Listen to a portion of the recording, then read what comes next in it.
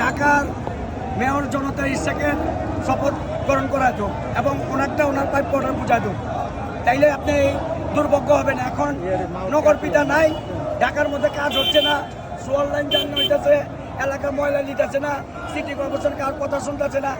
এখন একটা খুব জরুরি একটা মেয়র দরকার, নগর পিতা আমাদের দরকার। আপনি এই সাজে এসেছেন কেন, মানে এই চিন্তা মাথায় কেন এসেছেন? না, আমি এটা করছি এই কারণে যারা মানুষের কাছে বিভ্রান্তি ছড়ায় যে ইসাক সাহেব এইটা হয়েছে অমুক হয়েছে মানেনি না। যখন সরকার দল আওয়ামী লীগ গভর্নমেন্ট বলছিল যে বিরোধী দলকে অধিকার দেওয়া হবে, নির্বাচনে আসুক, আমরা নির্বাচন, ওই নির্বাচনে তাপসকে পরাজিত করছিল।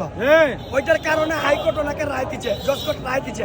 রায় অমান্য করে আমার বউকে লেখা আছে যে রায় পেয়েও কেন দিল না, এবং শুনেন, এই শপথ নিয়ে তাল বাহানা চলছে। সরকার একটি আদালতের রায়ের মাধ্যমে আসছে। এটা কোনো সাংবিধানিক সরকার না, না। এটা আদালতের একটি রায়ের মাধ্যমে এই সরকার আসছে। আর যে যে সরকার আদালতের মাধ্যমে আসছে সেই সরকার এখন আদালতের রায়কে উপেক্ষা করে গায়ে চলে প্রশাসন যন্ত্র দিয়ে আমাদের জনতার মেয়র ইশরাক হোসেনকে শপথ নিতে দিচ্ছে না। আমরা ঢাকাবাসীরা পক্ষে আন্দোলন, এটা কোনো বিএনপির আন্দোলন না।